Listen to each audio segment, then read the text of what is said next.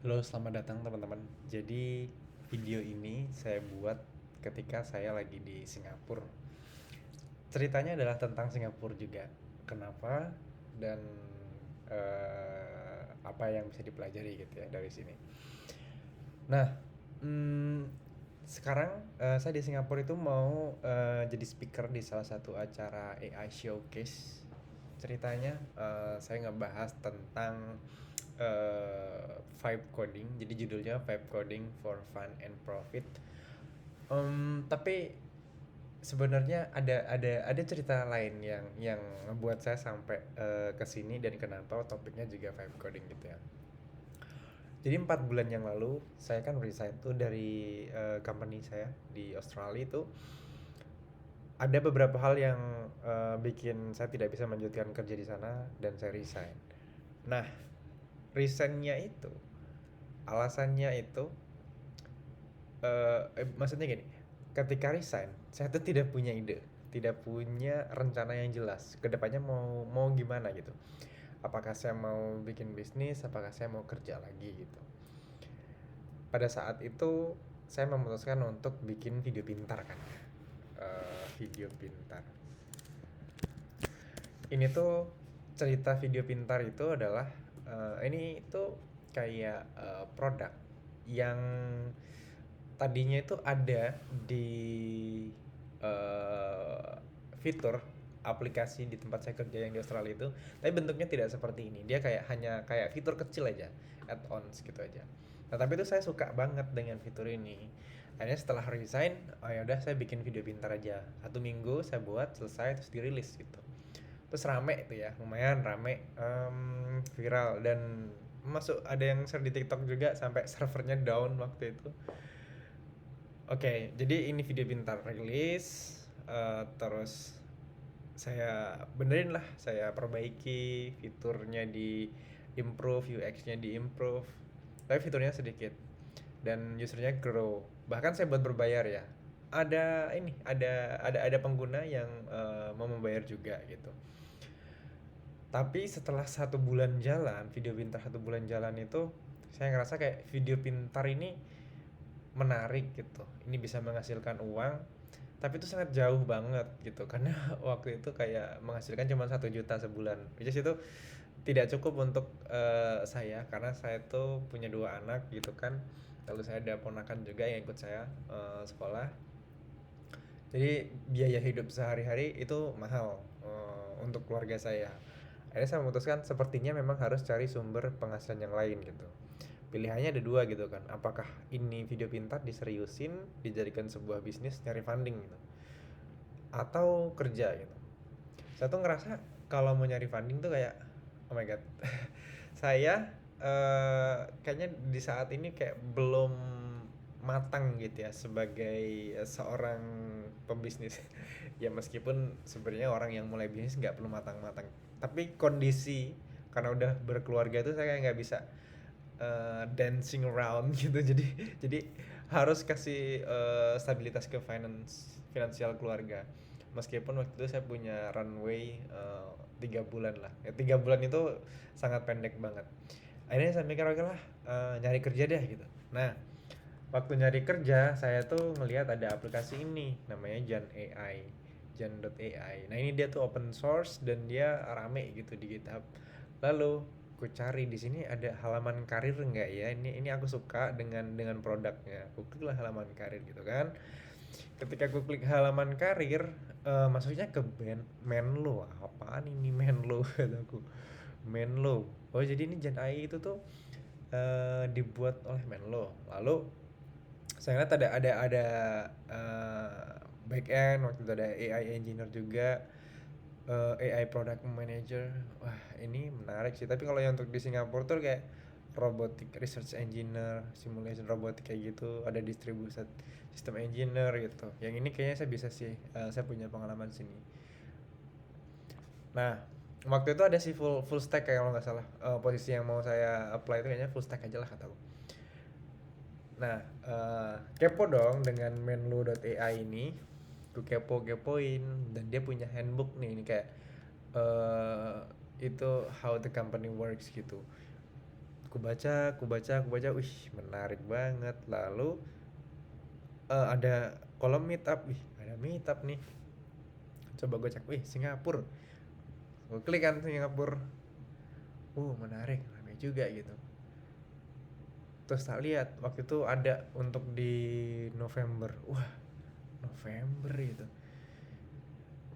Aku mikir kayak mana kalau misalnya aku ke Singapura submit all dan bisa jadi aku dapat lowongan kerja entah dari si Menlo-nya atau dari eventnya itu gitu kan. Mungkin ada orang yang punya company yang sedang nyari founding engineer, I can be that one gitu. Cuman setelah 1 minggu berlalu itu kan kayak kayak ngawang-ngawang karena kan butuh biaya kan, ke Singapura butuh biaya, terus duitku juga nggak banyak waktu itu, maksudnya duit ada itu untuk hidup keluarga 3 bulan ke depan lah gitu. Akhirnya saya mikir kayak oke, eh coba deh nyari di tempat lain yang lain dulu. Nah akhirnya saya keterima kan, nyari-nyari dapat ini keterima di startup di US nih, Orchids gitu. Nah setelah saya kerja 4 bulan di Orchids, tiba-tiba saya kepikiran lagi, kepikiran lagi nih, ke Singapura apa ya gitu. Ke Singapura. Terus sebenarnya kan kayak bulan lalu saya habis dari Jogja kan, habis dari Jogja sekeluarga gitu. Itu habis duit banyak sekali ke Jogja itu. Terus aku mikir Desember, aku Desember pengen istirahat karena nanti Januari mau bikin event kan. Itu nanti bakal di Jakarta, Bandung dan Bali itu tahun depan lah gitu. Kayaknya sebelum ada event itu Desember mau istirahat deh itu, mau mengasingkan diri dulu. Akhirnya oke, November kayaknya adalah waktu yang tepat. Akhirnya saya submit gitu. Nah cerita submitnya ini juga menarik. Jadi kan kita bisa jadi speaker ya, mau submit jadi speaker ya. Ini saya udah muncul nih nama saya di sini gitu. Saya bisa submit jadi speaker di sini. Nah itu saya submit itu 1 bulan yang lalu. Saya udah bikin materi dan segala macam. Saya kayak belum konfirmasi gitu kan. Saya harus email dulu sebenarnya gitu, konfirmasi. Karena ini apa namanya, acaranya udah banyak nih, pembicaranya udah banyak kan. Saya yang terakhir gitu. Sebenarnya submit saya tuh mau ditolak gitu. Walaupun diterima mungkin yang bulan Desember gitu. Cuman saya cerita gitu kan. Saya cerita sama si organizer-nya itu. Saya bilang saya tuh ada cerita menarik dan kenapa saya ngotot mau ke Singapura gitu. Ceritain tadi yang apa namanya, terinspirasi dari Gen AI, terus research, terus ketemu meetupnya, terus aku mikir oke lah kayaknya jadi speaker gitu. Dan kayak saya kan belum diterima tuh submissionnya, saya udah booking tiket pesawat, tiket hotel, udah tinggal berangkat gitu. Kayak 3 hari sebelum ini baru di ini sebenarnya dia ngobrol mau menolak, cuman tak bilang saya udah begini ABC tadi ceritain yang semuanya ini tadi. Terus dia bilang wah I love the hustle kata dia, let's get it gitu. Jadi saya dimasukin, ya udah here I am. Saya di Singapura sekarang gitu. Pertanyaannya adalah why doing all of this gitu. Saya tuh mikir kalau kita mau berkembang ya, kita mau grow, menurut saya kita tuh harus apa ya, melakukan sesuatu hal yang bikin kita tuh nggak nyaman gitu. This is one of the things, you know. Jadi ke Singapura nih my first time gitu. Saya ke Singapura pertama kali dan nggak punya temen, nggak ada barengan, sendirian gitu. Kemarin ada sih ngajak satu temen tapi dia nggak bisa gitu. Ya udah akhirnya saya berangkat sendiri. Dan ya deg-degan, pertama mau berangkat deg-degan, kemudian waktu saya nggak bawa cash gitu. Nggak bawa cash, jadi saya cuma bawa ATM. Ternyata ATM saya bisa dipakai untuk transaksi di sini gitu. Terus ya ada banyak hal yang apa ya, yang bikin saya tuh kayak ini baru banget gitu. Jadi nanti saya bakal ceritain juga sih pengalamannya di Singapura. Cuman saya tuh kan udah masuk jadi pembicara di sini ya. Menariknya itu Saya tuh di reach out juga sama apa ya, salah satu orang lah ya, ini confidential ya. Message tidak boleh di apa namanya, disebarluaskan. Intinya ada bahkan malahan beberapa komunitas gitu di Singapura yang ya komunitas AI juga kayak gitu. Kebetulan aku ngebahas vibe coding, plus aku juga kan engineer di Orchids yang lumayan rame lah di Singapura ini gitu yang pakai. Jadi kayak wah seneng nih ada kayak wah ini engineernya Orchids nih, dia bikin tool vibe coding gitu. Jadi kayaknya lebih lebih qualified sepertinya. Nah kalau saya nggak melakukan ini tuh kesempatan itu tuh nggak bakal datang gitu.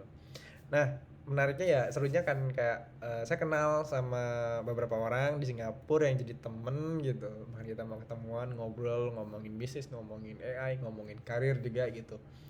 Jadi ya itulah kayak networking. Ini tuh salah satu kegiatan networking. Jadi kalau mau networking itu jangan hanya hadir di sebuah event, tapi jadi speaker di event itu. Regardless of apa ya, materi apa yang kamu bawa. Karena gini, di dalam sebuah event itu pasti ada acara yang materinya tuh keren banget gitu. Orang ini jago banget, ini udah overpower gitu. Tapi ada yang biasa aja, ada yang biasa aja tapi bakal membekas. Nah, saya tuh milih yang ketiga itu. Materinya biasa aja, tapi bagaimana menyampaikannya saya yakin bisa jadi berkesan kayak gitu kan ya. Jadi gimana caranya dengan storytelling? Karena saya ya kebetulan belajar storytelling dan sudah ngetes beberapa kali storytelling saya tuh kenal lah gitu di beberapa orang. Makanya itu adalah usaha saya bikin apa ya, ngebuat materi yang unik gitu, yang bakal nempel di kepala mereka gitu. Dan ya I made my mark di sini. Jadi saya mau kasih ada loh gitu orang dari Indo yang yang gak jelas ini bisa juga ngasih sesuatu yang valuable buat mereka. Dan ya harapan saya adalah ya punya teman baru, kemudian ya kita lihat siapa tahu kedepannya nanti ada kesempatan-kesempatan lain yang datang gitu. So gitu aja, mudah-mudahan ada sedikit manfaat dari cerita yang saya bagikan ini ya. Sampai ketemu di video berikutnya. Dadah.